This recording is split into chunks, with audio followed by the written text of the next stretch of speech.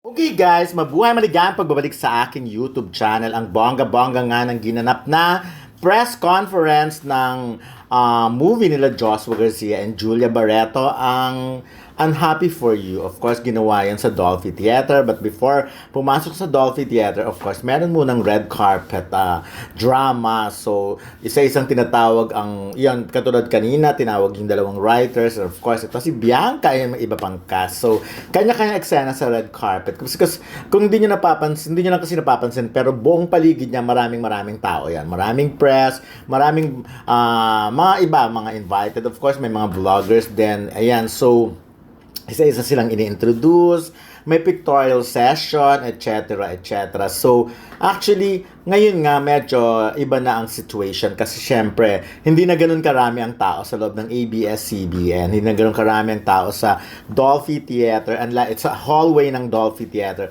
Unlike before, nung talagang active na active pa sila, so, napakarami talaga, as in siksikan. Etong hallway na yan, talagang daanan yan. So, usually pag ganyan, nagdadaan sa gilid na lang yung mga tao. Tapos kami minsan, nakatayo na lang talaga. Kasi nga, maraming tao. So, but anyways, the rest of the showbiz press naman ay nasa loob na ng Dolphy Theater. Yung iba kasi ayaw nang mag-cover ng ng ganyan, ng pictorial or ng red carpet. Unlike me talaga, for my YouTube channel, of course, ginagawa ko talaga yan, mag-cover and I'm sure naman, kasi itong mga moment na to, yung hindi masyadong nakikita. Kasi although naka-live streaming ang Star Cinema, yung press con, pero syempre, iba pa rin yung mga the other side naman, or ibang angulo naman, di ba? So, maganda rin yung at least yan, nasisilip-silip nyo na kung gaano karaming tao. So, ayan, si Kyla Estrada, very siya, of course, dahil matangkad din tong anak ni Janice de Belen at John Estrada. Nagmana ng height kay John Estrada, of course. Hindi, syempre, hindi kay Janice. And of course, in terms of husay ng pag-arte, parehas naman silang mahusay, pero si Janice talaga ay nauna nang maging mahusay. So, I believe kay Janice talaga siya nagmana. Isa talaga siyang anak ni Janice. So, ayan. And sa latter part ng video na ito, may kikwento siya tungkol sa experience niya working with Joss Lia, and yan nga sila, Joshua Garcia and Julia Barreto, of course, diba? Ito sunod-sunod din ang project nitong si Kyla. Kakatapos niya lang din sa That Kind of Love nila Barbie Fortesa and David Licauco. But anyways, bagets na bagets ang director, si Peterson Vargas, diba? I'm sure by now, markado na ang pangalan niya kasi nga marami na rin siyang ginagawang pelikula talaga at bonggang-bongga siya. Puro bongga, puro kumita ang pelikula niya. At the same time, may kakaiba siyang konsepto pagdating sa paggawa ng pelikula. Marahas nga siya, diba? Mamaya sa interview, sasabihin niya nga kung mapangahas, yung storya pa lang nila ay mapangahas. At of course, ayan na ang Joss Lia, Joshua Garcia, and Julia Barreto. Alam niyo, medyo nag-stop sila dyan kasi kanina pa ang dami natatapilok dyan. Kasi nga, meron pang isang step yan pababa. Kaya lang natakpan ng red carpet. So, halos lahat ang bumababa na-observe namin talagang natatapilok. O ayan, so holding hands sila, of course. Kayo na ang magsabi kung ano ba talaga. Meron pa bang chemistry? Click pa ba ang lambingan nila? So, malakas pa ba ang chemistry nila?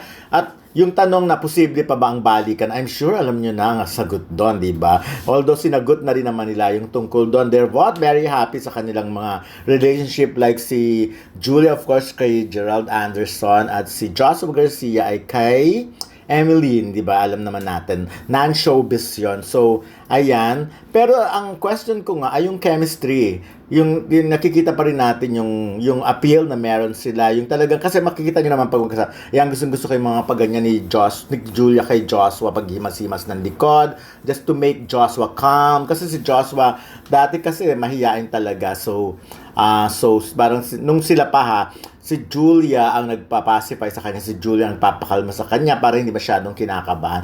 But anyways, ayan na, papasok na ang cast sa loob ng Dolphy Theater. At medyo konti itong cast na ito kumpara sa ibang mga pelikula na nawiwitas. Pero anyways, kala ko nga ang Joss Lia lang ang mag-a-attend sa press con. So ayan nga sila. Kayo na nga lang guys ang magsabi, malakas pa ba ang chemistry nila, malakas pa ba ang charisma nila sa masa? Kasi syempre, ang tagal na rin nilang naghiwalay, 5 years na mula noon, although may ginawa silang yung paubaya, diba? The music video at talaga nag-trending yon. So, from there, marami nang demand. Sabi naman nila, marami talagang offer sa kanila na gumawa ng project together, pero ngayon lang nila naisipang ituloy lahat yon because of nagandahan sila sa project. Alam mo, teaser pa lang o trailer pa lang, mapanakit na yung pelikula. Ako nakikita ko sila, kung gaano sila sobrang comfortable to each other. Talagang komportable na rin naman sila.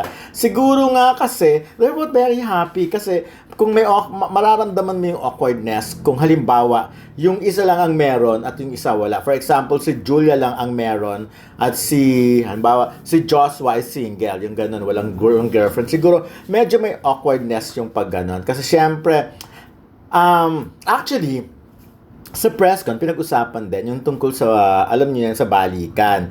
So, or kahit pwede pang may mga mag-ex na nagbalikan. Of course, meron tayong nalaman tungkol dun. Maraming ganun sa showbiz. Pero isang example, yung mga veteran stars na naghahiwalay ng batas, nagbabalikan din sa huli. So anyways, sa case na to, ako sasabihin ko na sa inyo, malabong malabo. Because pareha silang masaya. Kasi nga, alam naman natin, nakikita naman natin kung gaano ka happy si Joshua kay Emmy na lang itawag natin. At si Julia, ganun din naman parang siya sinuko niya na yung sarili niya kay Gerald Anderson. But anyway, si Aljan Mendoza, ang ganda-ganda ng katawan niya ngayon. So good looking at talagang mabigyan lang to ng project, mabigyan ng chance na magbida. Talagang, I'm sure kasi, artista din yung look, of course. Kaya yon, eto katulad si Kyla Estrada, di ba, parang noon, anak lang siya ni Janice talaga, ganun ang.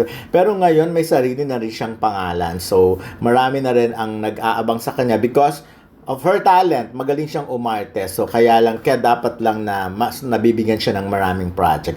So, ayan na. Ako pa ulit-ulit kong itatanong sa inyo. At sana sagutin nyo talaga kung nakikita nyo pa ba yung chemistry na nakita nyo noon. Kasi ako gusto ko yung mga tawanan nila, yung masaya sila, hindi put on Kumbaga, mararamdaman naman namin kung put on lang yung kanilang lambingan. Kumbaga, pang showbiz lang yung halimbawa, yan, ganyan, yung tawanan nila. May iba kasi, di ba, pagkaharap lang sa camera, yung sobrang sweet, sobrang lambing. Pero after that, yun na, parang parang hindi naman diring-dire, pero parang nawala na agad yung ganun sa kanila. So, sa case naman nila, I think, pinag-uusapan kasi kanina kung dapat pa bang maging friends ang mag-ex, di ba? So, marami mga sumagot. Pero alam niyo, halos karamihan ang sumasagot na pag mag-ex na, parang wag na, kahit yata friends, wag na lang. Mas maganda kung wag na lang kasi nga, syempre, lalo na kung naka-move on na kayo sa isa't isa, masaya na kayo sa isa't isa, wag niyo nang pilitin pang maging part ng buhay ng isa't isa. So, yung mga ganong tipo, kasi ibang usapan yung pag lagi kayo nagkikita. Tama na raw yung parang civil, yes. Ganyan, hi and hello, pero yung magdi-dinner pa kayong magkaibigan, parang magkaibigan na parang wala kayong relasyon dati, lagi kayo mag-usap, magtatawagan. No na raw yun. Kayo ba, anong opinion nyo tungkol doon? But for me, ayan, so again, ulitin ko yung mga tanong, basta pakinggan nyo na lang, posible pa ba ang balikan sa kina Joshua Garcia and Julia Barreto? Of course, may chemistry pa ba sila? Yun ang tanong. So, sagutin natin yan. At click pa ba ang lambingan nila? Meron pa ba silang appeal sa masa, sa mga manonood? Kasi, aminin natin, ang daming pelikula na talagang hindi kinakagat sa takilya. And this time, abangan natin kung talagang magkakaroon ng chance ang Joss Dia na gumawa ng record sa takilya. Kasi, alam naman natin, ako paprangkahin ko kayo, si Julia, although ang dami ng ginawang project, pero hindi siya yung ganun ka box office. Hindi pinag-uusapan, unlike yung ibang pelikula na umabot ng 100 million. So, kay Julia, hindi. So, kaya ngayon natin tignan kung magagawa bang itaas ni Joshua or nilang dalawa kumbaga ang standard, kung ang kanilang estado sa mundo ng show business. But anyway, kita niyo si Joshua, nakakaaliw mag-outfit na talagang, kasi ang ganda naman ng height niya, tapos fashionista rin siya, kaya pwede. But anyways, ayun, so, tignan na natin pa. Pero after this, eto nga, meron dito mga statements, of course, tungkol sa kung gaano ba mapangahas. Ako natutuwa ako doon yung konsepto ng pelikula nila na sabi nga masyadong mapangahas at yung tipong nasaktan ka na gustong-gusto mo pa rin. Yung parang kinumpare nga nila. That's why sa Naga sila nag-shooting sa bandang Bicol. Kasi nga, di ba, uso doon yung mga maanghang, yung mga ganon, yung gata. Kaya pala sa press con, ganon yung mga pagkain. Merong gising-gising, merong Bicol Express, at merong laing. So, may mga ganon. Pinoy na Pinoy. Ang sarap ng press con. Sarap ng pagkain sa press con yan. But anyway, ito, tapos na itong press con, paalis na sila dyan. So, dahil yung audience ay kailangan. Actually, no. Hindi naman. But it was actually an idea that I worked with our writers. Kasi part of the journey that actually hindi pa natin masyadong binabanggit, but you actually guys saw it in the trailer, is medyo mapang-ahas at may nakakatakam na element din yung reunion ng exes sa story. And we felt like Naga as a city that's filled with a lot of spiciness. We wanted to like also embrace that The silly challenge. pa rin. Yes. Nasaktan ka na, gusto mo ba rin? Ang gandang anong tawag doon. Anyway, okay, you're good, Miss RC. Thank you po. Thank you, dear. Gusto kong tanungin yung yung buong cast about, kasi usong-usong nga ngayon, di ba? But you know, if May hugot. maybe when the time is right for him or maybe for me or generally, Depende siguro sa yes. iyo. Depende talaga. Yeah, sa depende sitwasyon. talaga. Pero for me personally, Yung naiwang no, pain. okay na ako eh. It took me so much to, heal and everything. Hindi ko babalikan. Nag-content din ng hugot, di ka lang ka talaga. General lang yun. General lang yun. General. Yes. Okay. Si Aljon.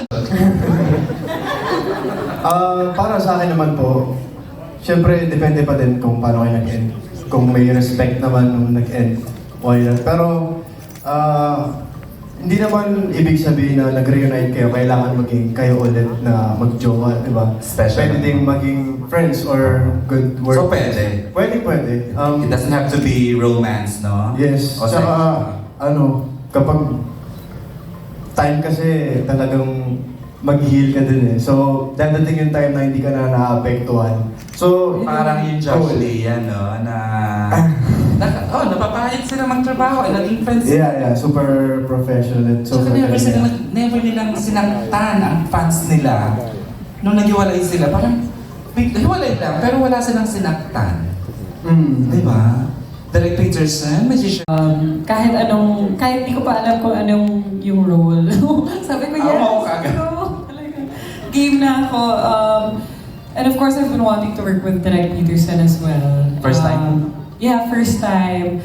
And of course, si Josh nakatrabaho ko na napakahusay. Sa Varios Scandal po. Teleserye. Yes. maganda And si yun. Julia, it was so nice to work with her. Parang immediately nag-click kami. So, ang ganda lang ng experience. Especially lahat Pero kasi maganda at matalino. Kami magkakasama lahat sa Ay, Bicol, wow. lahat kami sobrang naging organic yung connection namin. Kaya parang ang sarap mag-work. I'm sure happy din naman yung dalawa katrabaho.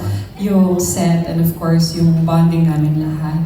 Ang role ko po dito, pangalan ko dito si Aya. Ako yung business partner at best friend ni Juancho, yung character ni Joshua. Alright. Hindi ko na kasi sila naman nakitang-kita. Say na it was very memorable shooting with them and it was such an honor, shooting with all of them. Kahit ilang araw lang yun, I flew in sa Bicol and... You were part of the Bicol group. Opo. And then, parang they really made me feel like I was at home lang. Parang hindi na kailangan ng warm-up. And then, it's such a dream come true also working with Josh Lia. Kasi actually, hindi yun, nung high school ko ako, hindi ako makakonsentrate sa math exam ko nun. Kasi iniiyakan ko yung Paubayang music video. Then, tapos ngayon, parang na-work kasi it's such a dream come true. So, ayun. Ito, lagi bumabalik sa paubaya, ano? Like, I was talking to Alan Diones and Ana Pingol kanina. May sinabi sila word, pero huwag na sa akin manggaling. Pero, talagang this made a statement kasi sa... Panis doctor! Huwag mo simulan Joshua, ha? Huwag mo simulan Joshua. Hindi kasi sa... Joke lang. Sa Dreamscape siya nagsimula. Yes po, sa Sandugo, pre-pandemic. True. Pero, and first movie ko po ito. So, I'm very grateful na... First lang ba? O na naman, binata na naman ako sa mga talaga. First ba? Yes po, very grateful talaga. Hindi ako nag-expect na papasali ako sa movie. Tapos, Pero si Direk yata may regrets. Chare! No regrets, I'm just kidding. opo. Pero nung sinabi po nila sa akin, sobrang excited lang po talaga ako. As in, no expectations at all. Sabi ko, gagawin ko lang talaga to kasi excited ako mag-acting ulit. Of course.